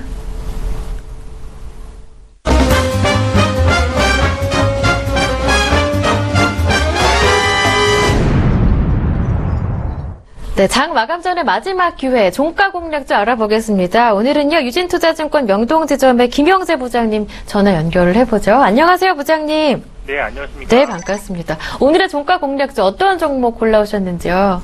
네, 오늘 종가 공략주는 포스코입니다. 포스코는 1968년 설립된 한국의 대표적 철강 회사인데요. 작년 매출 58조 1923억 원, 영업이익 2조 4,100억 원, 당기 순손실 961억 원을 기록한 바 있으며 지난 2분기에는 영업이익 6,785억 원, 당기 순이익 2,205억 원을 기록하여 이익이 증가하는 모습을 기록 중에 있습니다. 포스코의 투자 포인트는 그동안 실적 부진의 원인이었던 공급 과잉 문제가 지속적으로 해결될 조짐이 보인다는 점인데 공급 과잉이 해소되는 이유는 중국의 철강 산업 구조 조정이 꾸준하게 진행될 것으로 예상되기 때문입니다. 사실 중국의 철강 산업 구조 조정은 지난해 4분기부터 중소형 철강사를 시작으로 꾸준히 진행된 바 있는데 그 사이 철강제 가격 상승까지 나타나며 포스코의 주가도 올해 2월 바닥을 찍고 급격히 상승하는 모습이 나타났었습니다. 그러나 4월 말부터 재고가 다시 늘어나고 가격 스프레드가 감소하는 구간에 접어들면서 주가 역시 다시 하락하는 모습을 보인 바 있는데 지난 6월부터 다시 중국에서 좋은 소식이 들려오고 있습니다. 좋은 소식의 내용은 중국의 구조 조정이 가속화될 수 있다는 내용인데 지난 6월 중국은 올해 조강 생산 능력을 4,500만 톤 감축하고 내년에는 3,500만 톤을 감축하기로 발표했고 국유 철강 기업체의 생산 능력을 2017년까지 10% 감축 그리고 2020년까지는 15% 감축하겠다고 언급했고 철강 업체들의 합병도 진행했습니다. 합병한 철강 회사 중 중국 2위이자 세계 3위 철강사인 바오산 그룹이 현재까지 395만 톤의 설비를 감축했고 2017년까지 기존 감축 목표인 920만 톤과는 별개로 300만 톤 추가 감축할 가능성도 되고 있어서 중국 철강 구조 조정이 현실화되고 있습니다. 또한 예상보다 견조한 수요와 생산량 감축 기대감으로 중국 철강과 열연 제품 가격이 상승하면서 마진 스프레드가 상승하고 있는 중인데 스프레드 상승에도 생산량은 감소하는 모습을 보여주고 있어 추가적인 스프레드 상승에 대한 기대가 큰 상황입니다. 여기에 중국에서 주요 철강 제품 가격 인상 소식이 들려오고 있어 국내 철강 제품 가격 안정에 도움을 줄 것으로 보이고 9월 이후에도 중국 철강제 가격은 좋은 흐름을 이어갈 것으로 전망이 좀 우세하고 나타나고 있어서 국내 철강주의 이익 개선 역시 지속될 것으로 보입니다. 현재 포스코의 3분기 실적 컨센서스는 영업이익이 전분기 대비 20% 정도 증가한 8,143억 원으로 형성되어 있고 올해 실적보다 내년 실적 추정치가 훨씬 더 양호한 상황입니다. 이에 따라 그동안 PBR 밸류에이션으로만 설명되던 밸류에이션도 올해 실적 기준 PER 12.6배, 내년 실적 기준으로는 PER 10.5배로 주가가 형성되어 있어서 실적 정상화에 따른 밸류에이션 매력도 점차 증가하고 있는 상황이라고 할 수 있겠습니다. 수급 측면을 보면 양호한 수급이 지금 지속되고 있는데요. 7월 초부터 외국인은 누적으로 69만 주를 순매수했고 기관 역시 연기금 위주로 22만 주를 순매수한 상태로 업황 호전에 대한 기대감을 반영하고 있는 수급 상황이 나타나고 있습니다. 기술적으로도 중기 상승 추세로의 재전환이 7월 말에 나타난 이후에 상승 추세가 유지되고 있어 매수 가능한 종목으로 분류 가능하다고 판단하고 있습니다. 가격 전략은 현 시점에서의 매수가 가능하다고 일단 판단되고요. 목표가는 전 고점 수준이 25만 원, 손절가는 매수가 대비 한 5% 정도 하락한 21만 5천 원을 잡고 대응하시는 전략을 추천해 드리겠습니다. 네. 말씀해 주셨듯이 포스코 펀더멘털이 기본적으로 개선되는 시점이라면 장기적으로 봐도 괜찮은 종목일 것 같거든요. 앞서 조비 멘토님도 같은 말씀을 남겨주셨었고 내년까지 한번 목표가를 설정해 본다면 어느 정도가 가능할까요? 네, 일단 중국 철강 가격이 지속적으로 상승하는지 여부를 좀 지속적으로 확인하실 필요는 있다고 판단할 수 있고요. 기본적으로 포스코의 지금 목표 주가는 장기적으로 볼 때 30만 원 정도 수준까지는 열어놓고 대응하시는 것이 좋다고 일단 판단을 하고 있습니다. 네. 네, 말씀 잘 들었습니다. 오늘 종가 공략주로 포스코 내놔주셨고요. 목표 가격은 25만 원 단기적으로 보는데요. 조금 더 길게 보시더라도 일단 30만 원까지도 충분히 가능하다는 말씀을 남겨주셨으니까 이 점 참고해 보셨으면 좋겠습니다. 네, 지금까지 종가 공략주의 유진투자증권 명동지점의 김영재 부장님과 함께했습니다. 말씀 잘 들었습니다. 고맙습니다. 네, 감사합니다. 네, 이어서 마감 예상 체결 지수 확인해 드리겠습니다. 네, 월요일장 마감 5분여 정도 앞둔 상황인데요. 현재 코스피의 예상 체결 지수는요, 0.29% 정도 하락한 2031포인트로 예상이 되고 있습니다. 현재 지수의 움직임을 확인을 해볼까요? 네, 코스피 장 초반에 하락 출발한 이후에 장중 저점이 2026포인트였었는데요. 하지만 오후장 들어서 낙폭을 줄여나가는 모습이 확연하게 드러나죠. 장중 고점은 2034포인트, 오후장 중에 찍은 고점이고요. 현재 지수는 2030포인트에 딱 걸려 있습니다. 0.36% 정도 하락인데요. 이어서 수급의 움직임 확인해 드리겠습니다.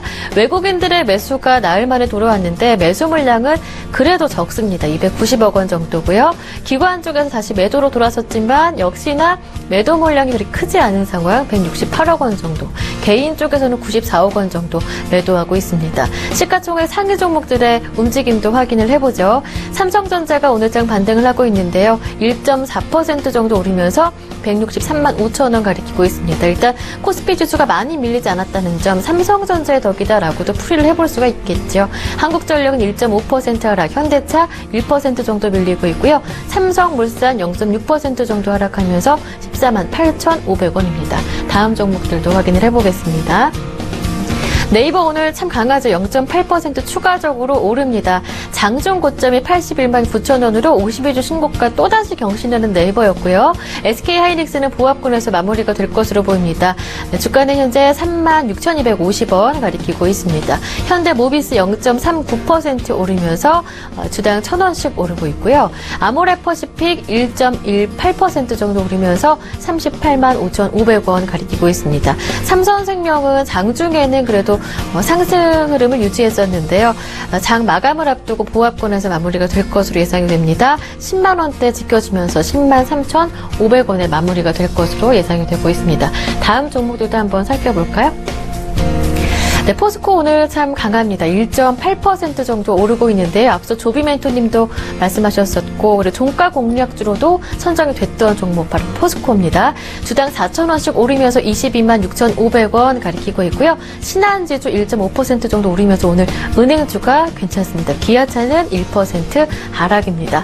코스닥의 예상 체결 지수 확인해 볼까요? 2.58% 밀린 662포인트의 마무리가 될 것으로 예상이 되고 있습니다. 장중 흐름을 확인해 보겠습니다. 현재 지수의 움직임도 함께 살펴보죠. 약보합 출발한 이후에 678포인트 시작점이 고점이었고요. 바로 하락 전환을 해서요.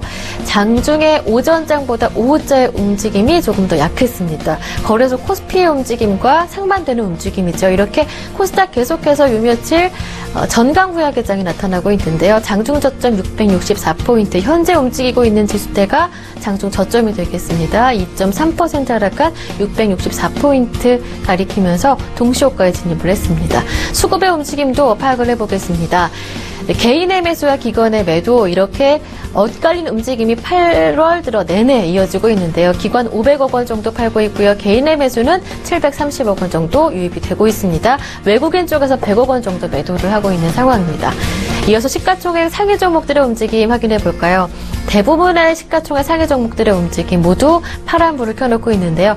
셀테리온, 램시마에 대한 기대감이 크게 반영되지는 않았습니다. 계속해서 지난주부터 하락세가 이어지고 있는데요. 오늘장 낙폭이 조금 더 크게 밀리고 있죠. 3% 이상 하락하면서 105,900원 걸려 있고요. 카카오 오늘 또 연저점을 경신을 했습니다. 1.9% 하락하면서 8만 원 아래로 밀려났습니다. 메디톡스는 1.7% 정도 하락을 하고요. CJ E&M이 유일하게 빨간불을 유지하고 있는데요. 장중에는 4% 이상도 강하게 상승을 했었거든요. 일단 리스크가 해소됐다라는 분석이 나오고 있는 상황입니다. 1.5% 정도 오르면서 66,400원에 움직이고 있고요. 반면 로에는 1.6% 하락합니다. 다음 종목들도 확인을 해보겠습니다. 코미팜 2% 이상 하락을 하면서 32,000원대에서 움직이고요. 바이로메드도 3.6% 정도 비교적 큰 폭으로 하락 중입니다. 주당 4,600원씩 하락하고 있는 중인데요. SK머티리얼주도 오늘장 하락을 합니다. 1.1% 정도 하락하면서 고점 찍은 이후에 계속해서 조정 흐름이 나오고 있는 상황이고요. 파라다이스가 1.2% 정도 하락하면서 주가 움직임 크게 나타나지는 않고 있습니다. 계속해서 바닥 부근에서 움직이고 있는 파라다이스인데요. 오늘 16,450원 정도의 마무리가 될 것으로 예상이 되고 있고요. 컴투스가 0.28% 하락합니다. 다음 종목도 짧게 한번 살펴보겠습니다. 그동안 잘 가던 휴젤인데요. 1% 이상 하락을 합니다. 지난주 45만 5,200원 신고가 찍었었고요. 조정 흐름이 나타나고 있는 것으로 풀이됩니다.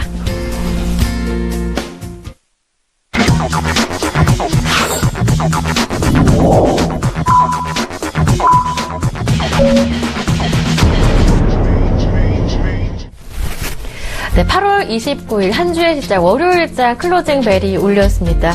현재 모두 약세로 마무리가 된 것으로 보이는데 코스닥이 상대적으로 많이 밀렸어요. 2% 이상으로 낙폭이 크게 벌어졌고 코스닥은 잭스홀 미팅 이후 금리 인상에 대한 경계감이 조금 더 가중이 되는 모습이었지만 삼성전자가 버티고 있기 때문일까요? 일단 크게 밀리지는 않는 오늘장입니다. 양시장 마감 상황을 조비 멘토님과 함께 자세하게 확인해 보겠습니다.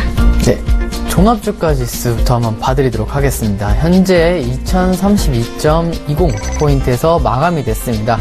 퍼센트로는 마이너스 0.25%에서 이제 거래가 종료가 되었습니다.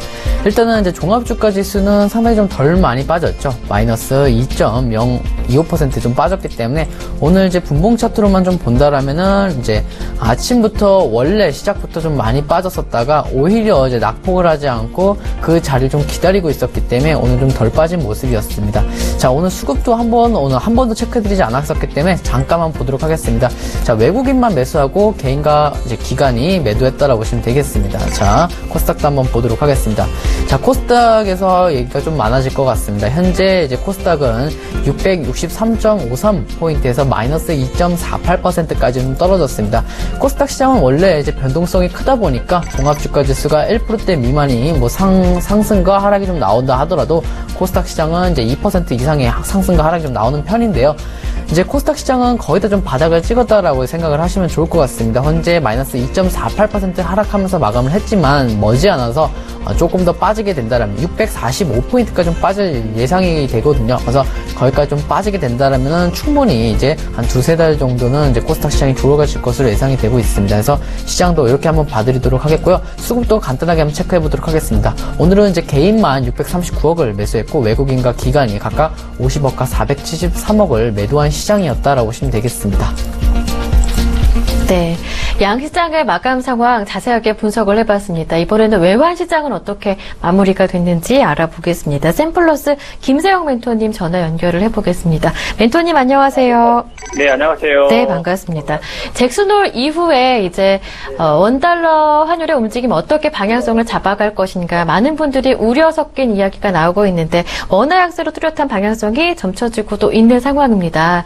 멘토님께서는 어떻게 보시는지 궁금하고요. 관련해서 엔화도 약세를 보이고 있는데 니케이 지수는 오늘 급등을 했습니다. 하루이코 총재가 또 잭슨홀 미팅에서 추가 완화에 대한 언급도 했을 뿐더러 또 엔화 약세가 또 야기되고 있다 이런 평가도 나오고 있거든요.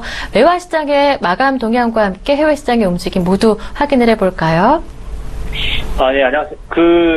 잭슨홀 컨퍼런스에서 이제 제니 옐런 미국 FRB 의장이 금리 인상에 대해서 시사하게 되면서 달러 강세를 보일 전망이 이제 생기게 되면서 결과적으로 엔화 약세가 나타난 것 같아요. 그래서 엔화 약세가 나타나게 되면 결과적으로 보면 니케이 같은 경우는 상승을 하게 되는 모습들이 보이게 됩니다. 그래서 이건 당연히 그 흔히 말하는 공식에 의해서 지금은 움직였다라고 볼 수가 있을 것 같아요. 그리고 달러는 그 결과적으로 보게 되면 강세가 나타나지 않을까. 지금 현재 그 해외 선물에서 보면은 그 US 달러 인덱스 같은 경우는 지금 현재 아침에는 약세였다가 지금은 강세로 전환이 되는 모습이 보이고 있습니다. 그래서 그리고 이제 그 제니 옐런 의장과 그 스탠리 피셔 부의장이 그 공통적으로 발언했던 부분이 있는데 경제 지표입니다.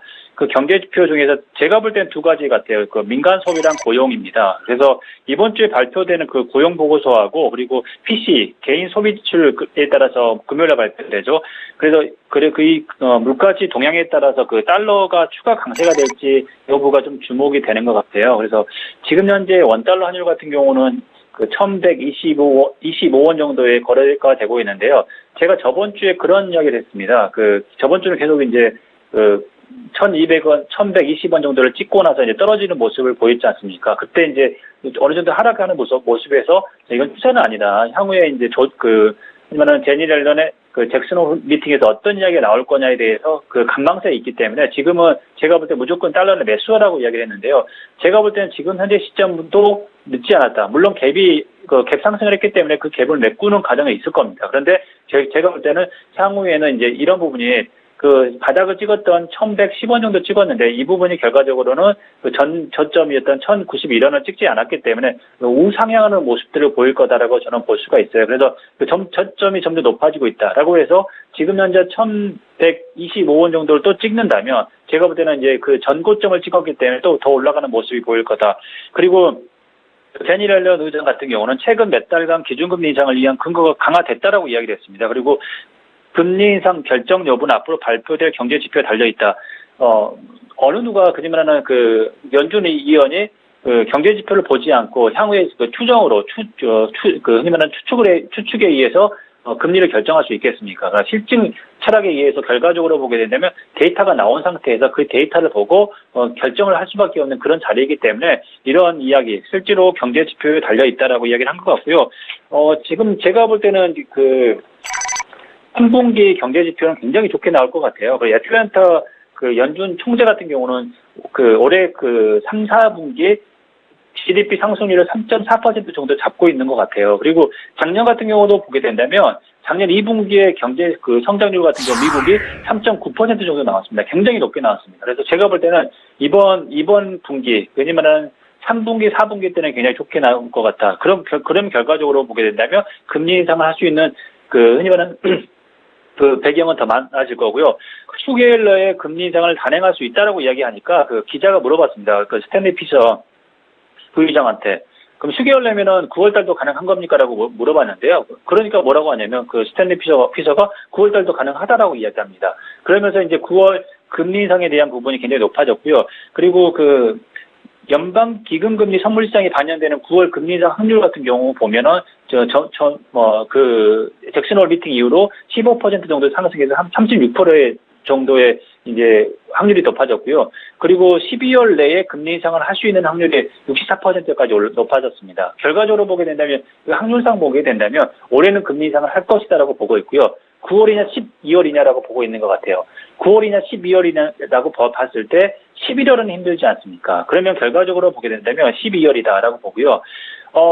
그렇게 된다면 제가 볼 때는 금리 인상에 대한 부분을 좀 생각을 해야 될 것 같다라는 생각이 들고요. 그렇게 된다면 지금 당장은 아닐 수 있습니다. 8월 달은 아닐 수 있어도 9월 달 정도는 투자 전략이 그 글로벌 투자 은행들이나 뭐 각국 은행들이나 아니면 각국의 정부나 이런 것들이 투자 전략이 나오는 9월 달부터는 아마 제가 볼 때는 이런 그 추세나 아니면은 스탠스가 확실히 나타나지 않겠냐라고 생각이 듭니다. 그래서 저는 아직도 달러에 대한 매집을 하거나 매수를 하는 거에 대해서는 아직까지도 유효하다라고 저는 봅니다.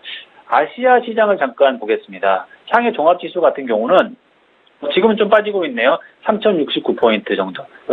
약보합이라고 볼 수가 있는데요. 근데 이제 모건스탠리에서 나온 보고서가 제가 볼 때는 조금 관심을 가질 만한 것 같아요. 그 중국의 부실 채무 문제가 그 사람들이 의뢰할 만한 수준이 아니다라고 이야기를 했고요. 그리고 중국의 대다수 채무는 국유 기업에 치중되어 있고 그리고 비금융회사채는 주로 이원화 채무다라고 이야기를 했습니다. 그러니까 이 부분이 굉장히 중요한데요. 비금융회사채의 채무가 주로 위안화로 되어 있다. 위안화로 되어 있다는 경우 결과적으로는 그 중국 경제가 힘들어져서 대출을 만약에 이제 갚아야 되는 시기가 올 거 아닙니까? 만기 때. 그때 중국 정부가 위안화를 찍어내서 그냥 그 비금융 채무를 회사채를 갚아주면 되는 거예요. 회사들을 다 인수해서. 우리가 IMF 위기를 맞았던 이유는 결과적으로 뭡니까? 그 달러 채무를, 그 달러로 표시되는 채권들을 많이 발행해가지고 그런 채무가 많이 있었다는 거죠. 그러다 보니까 갚으려다 보니까 달러가 없었던 거죠. 지금 일본 같은 경우도 마찬가지입니다. 일본 같은 경우가 GDP 200%가 넘는 부채를 갖고 있음에도 불구하고 일본에 대해서는 그렇게 크게 생각 안 합니다. 오히려 위기가 오게 되면 엔고 현상으로 인해서 엔화가 더 사들여지는 거죠. 이게 왜 그러느냐? 결과적으로 보게 된다면 일본 같은 경우는 회사채를 발행할 때 엔화 회사채를 발행하는 겁니다. 달러 회사채가 아니고요. 모고스테는 이 부분을 지적한 거죠. 비금융 회사채에 주로 위안화 채무를 갖고 있다. 그리고 중국의 높은 채무율과 외환 보유고를 감안하게 되면 전체 채무 수준은 상당 부분 경감될 것이다라고 이야기했고요. 그 부실 채무 비중이 높은 수준까지 올랐지만 미국과 비슷하고요. 그 경제 성장 둔화 이후 그 중국의 채무는 계속 증가세를 유지하고 있지만 대부분 내부 채권이라는 거죠. 그러니까 자기네들끼리 빌려주고 하는 채권들이라는 겁니다. 그래서 실질적으로 그렇게 크게 중국의 경제 위기를 보지 않는다라고 이야기했습니다. 그러니까 중국의 채권 시장의 확대가 채무 저종이나 아니면 자본시장 개혁에 매우 중요한데요. 이 부분만 제가 볼 땐 잘한다면 중국발 위기가 오지 않을 수도 있다라고 이야기를 할 수 있는데요. 좀 관심 있게 봐야 되는 것은 인민은행이 만약에 위안화를 대폭 절하를 한다면 이런 상황이 생긴다면 자본 유출로 이어져서 결과적으로 보면 이 부분이 결과적으로 위기로 오지 않을까라고 생각을 하게 됩니다. 그러니까 위안화 가치가 7월 말 이후로 이제 많이 떨어졌는데 한 달 만에 최저로 고시를 했습니다. 그래서 이 부분은 아마 제가 볼 땐 지금은 좀 관심 있게 봐야 되는 것들은 그 위안화의 가치가 어떻게 움직이느냐라는 것을 보는 게 제가 볼 때는 오히려 중국 경제를 보는 바로미터가 되지 않을까라고 생각을 하게 됩니다. 마지막으로 그 해외 선물을 잠깐 보겠습니다. 유가를 보겠는데요. 유가가 지금 저번 주에 이제 종가 기준으로는 상승을 했습니다. 이게 WTI가 상승할 때는 얼마 정도 상승했냐면 이 기준으로 이제 47.64달러 정도의 거래가 돼서 0.65% 정도 상승을 했는데요. 지금 같은 경우는 해외 선물에서 보게 된다면 크루드 오일 같은 경우는 46.93 달러로 등락률로 보게 된다면 1.5% 정도 떨어지고 있는 겁니다. 이게 결과적으로 보게 된다면 미국이 금리 인상을 하게 된다면 일단 상품 가격들이 영향을 받는데요. 그러면서 지금 현재 그런 조정을 받고 있지 않냐라고 생각을 하고 있고요. 그리고 메르벤츠에서 보고서가 하나 나온 게 원유 수요 측면에서 연유로 보게 된다면 국자 유가의 반등세가 내년에는 냉각될 거라고 봤어요. 그래서 흔히 말하는 수요량이 줄어들 거다. 그리고 결과적으로 그 부분이 결과적으로 유가에 영향을 미치고 있는 것 같고요. 그리고 다음 달 26일이죠. 그때 일어나는 오펙 회의에서 산유랑 동결에 대한 도출에 대한 부분인 것 같아요. 근데 제가 볼 때는 이 부분은 결과적으로 보게 된다면 26일 회의를 할 때까지 꾸준히 나올 거고요. 그리고 이제 추세적으로 지금 현재 시점에서 본다면 원유 한유 같은 경우는 지금 보면은 45달러에서 50달러 정도 머물러 있을 거다라고 볼 수가 있습니다. 그래서 만약에 45달러 근방에 오게 된다면 이 산유국에서 동결하기에 대한 부분을 낼 수 있습니다. 그렇기 때문에 올라갈 거고요. 그리고 한 47, 8달러가 올라가게 된다면 매도하기 참 좋은 포지션이죠. 그렇게 된다면 이제 제가 볼 때는 지금 현재 지금 이렇게 이야기하고 있는데도 한 10틱 이상 10틱 이상 떨어지고 있는데요. 이 부분이 결과적으로 보게 된다면 오늘은 좀 매도 포지션이 맞지 않겠냐라고 생각하고 있습니다. 마지막 투자 전략 말씀을 드리면 원달러 환율은 지금 계속 사도 좋다. 그리고 상해 종합지수 같은 경우는 지금도 계속 꾸준히 사도 좋을 것 같고요.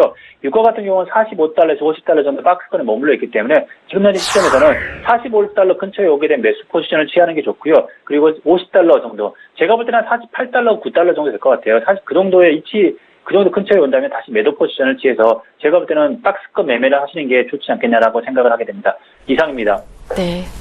네, 오늘도 외환 시장과 함께 선물 시장까지 모두 쉽고 또 명료하게 파악을 해볼 수가 있었습니다. 샘플러스 김세영 멘토 수고 많으셨습니다. 고맙습니다. 고맙습니다. 네, 이어서 내일의 주요 일정 확인해 드리겠습니다. 먼저 8월 30일 법정관리 위기에 놓인 한진해운의 생사가 결정이 됩니다. 채권단 협의회를 통해서 결정이 되는데요. 한진해운은 채권단의 자금 지원을 막판까지 호소를 하고 있는 반면에 채권단은 신규 지원은 안 된다라는 입장을 펼치고 있지요. 일단 30일까지 한진그룹이 추가 자금 지원 내용을 밝히지 않게 된다면 채권단은 기존에 제출한 자구책을 가지고 최종 결정을 해야 합니다. 만약 자구책이 반려가 되고 채권단 자율협약 종료 기한인 9월 4일을 넘기게 된다면 한진해운은 법정 관리에 들어가게 됩니다. 또한 국회는 내일 국회 본회의를 열고 추가 경정 예산안 등을 처리할 예정입니다. 네, 그리고 기획재정부는요, 2017년 예산안을 내일 오후 3시에 서울청사에서 발표할 예정입니다. 관계부처 합동 브리핑에서 2017년 예산안을 올해 전체 예산 대비 3.7% 정도 증액 편성할 것으로 알려져 있습니다. 네, 올해 예산이 385조 4천억 원인 점을 감안한다면 내년에는 사상 처음으로 400조 원이 넘게 될 예정입니다. 네, 다음 살펴보겠습니다. 미국은 현지 시간으로 30일에 미국 20대 대도시 주택가격을 나타내는 스탠더드 앤 푸어스 케이스-슐러 주택가격 지수를 발표할 예정입니다. 영국은 현지 시간으로 오는 30일 7월 영란은행 실질금리를 발표할 예정이고요. 마지막으로 일본에서는 내일 7월의 가계 지출과 실업률, 소매 판매 예비치를 발표합니다. 네, 이렇게 내일의 주요 일정들을 확인을 해봤는데 조비 멘토님이 보시기에 가장 중요하게 살펴봐야 할 일정이 있다면 어떤 것인지 함께 들어보면서 내일의 전략도 세워볼까요? 네, 일단은 이제 미국이 가장 좀 중요할 것 같아서 현재는 이제 금리 인상 이제 이슈도 걸려 있고 그래서 미국의 이제 지표로 좀 중요시 좀 보도록 하겠습니다. 6월달 이제 S&P가 발표하는 주택 가격 지수가 조금 이제 그 중에서는 조금 이제 중요할 것이라고 예상이 되고 있습니다. 그래서 참고하셨으면 좋을 것 같고 내일 시장을 어떻게 좀 봐야 되는지 한번 보도록 하겠습니다. 지금은 현재 아직까지 불확실성이 좀 해소가 되지 않았었거든요. 그리고 현재 이제 유럽도 이제 우리나라 시장이 좀 끝나면 좀 있으면 또 유럽 시장이 열리게 됩니다. 근데 현재 유럽 시장, 이제 독일 같은 경우는 선물 지수가 마이너스 0.63%에서 현재 진행되고 있기 때문에 유럽 시장의 시작은 일단 좋지는 않을 것으로 예상이 되고 있습니다. 그래서 저는 종합 주가 지수는 일단은 좀 불확실성이 좀 해소가 될 때까지는 적극적인 매수보다는 조금 관망하자라고 의견을 좀 드려보도록 하겠고요. 코스닥은 이제 사실 해외 변수라기보다는 이제 자기가 가지고 있는 자체 이제 성질을 좀 만족하기 위해서 좀 떨어질 가능성이 높습니다. 그래서 지금까지 항상 그래 왔고요. 그래서 그 가격대가 이제 645포인트 정도 될 것으로 예상이 되고 있으면서 645포인트 정도 이제 떨어지게 된다라면은 그때부터는 이제 코스닥 시장도 머지않아 좀 큰 반등이 나올 것으로 예상이 되고 있기 때문에 645포인트 이제 한 이틀에서 뭐 늦으면은 뭐 다음 주까지 좀 관망을 해보자 이렇게 시장 의견 드리도록 하겠습니다. 네. 코스피 금리 인상 불확실성이 해소될 때까지는 관망해보자라는 말씀이었고, 코스닥도 645포인트까지는 관망해보자라는 말씀이었는데, 이 이후에는 또 반등이 나올 수 있다, 강한 상승이 나올 수 있다 하셨거든요. 이러한 시점에 어떤 종목을 잡아보면 좋을까요? 오늘이요. 오늘 시점이요? 아니요. 645포인트까지는 관망해 보다가 네. 그 이후에 강한 상승이 나올 수 있다 하셨잖아요. 네. 그 시점이 언제 올진 모르지만 미리 대비해 본다는 차원에서 어떤 종목 그때 잡아보면 좋을까요? 일단은 이제 시장으로 많이 떨어졌던 종목들이 잘 올라가게 마련이지 않습니까? 원래 잘 올라갔던 종목들이 시장이 좋아지면 오히려 약세를 보이는 경향이 많으니까요. 오히려 시장 떨어지면서 많이 떨어졌던 종목들 가운데서 이제 연속 저조가 좀 없는 이제 재무제표가 좀 문제가 없는 기업에서 조금 매수하셨으면 좋을 것 같고, 코스닥 쪽에서 많이 떨어졌지 않습니까? 이제 코스닥 시장이 반등이 나올 때도 크게 올라갈 겁니다. 많이 빠지면 그 반대로 또 크게 올라가기 마련이거든요. 그래서 코스닥 중에서도 좀 가벼운 중소형주, 근데 대신에 중소형주는 좀 재무제표가 좋지 못한 것들이 상당히 많으니까 요거 쫙 선별해가지고 들어가시면 좋을 것 같습니다. 네, 알겠습니다. 구체적인 종목까지는 언급을 해주지 않으셨는데 아마 또 이 시간을 통해서 그때그때 여러분께 선별 작업을 해드릴 것으로 기대가 되니까요. 오늘장 내일장 계속 시청을 하셔야겠네요. 네, 오늘 이 시간은요, 조비 멘토님과 함께 했습니다. 좋은 말씀 잘 들었습니다. 고맙습니다. 감사합니다. 네, 오늘 저희가 준비한 내용은 여기까지입니다. 남은 하루도 행복하게 보내십시오. 저는 내일 다시 올게요. 고맙습니다.